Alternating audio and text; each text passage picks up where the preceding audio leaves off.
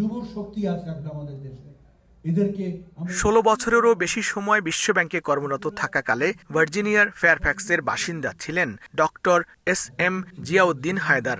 সম্প্রতি প্রতিমন্ত্রী পদমর্যাদায় প্রধানমন্ত্রীর স্বাস্থ্য বিষয়ক বিশেষ সহকারীর দায়িত্ব পাওয়ায় তাকে উষ্ণ অভ্যর্থনা ও সংবর্ধনা দিয়েছেন প্রবাসীরা। আপনারা ওই স্পিডে সংবর্ধনা অনুষ্ঠানে ডক্টর জিয়াউদ্দিন হায়দার বলেন, প্রধানমন্ত্রী তারেক রহমানের নেতৃত্বে দেশ এখন উন্নয়ন ও সমৃদ্ধির পথে। এ সময় দেশের উন্নয়নে প্রবাসীদের আরও বেশি সম্পৃক্ত হওয়ার আহ্বান জানান তিনি।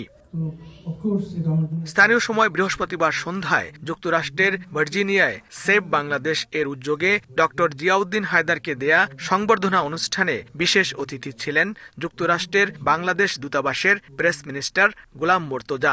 সংগঠনের সভাপতি জাহিদ খানের সভাপতিত্বে এবং কামরুন্নাহার কণার সঞ্চালনায় প্রবাসী বাংলাদেশি কমিউনিটির বিশিষ্ট জন এবং বিভিন্ন সামাজিক সংগঠনের নেতারা উপস্থিত ছিলেন।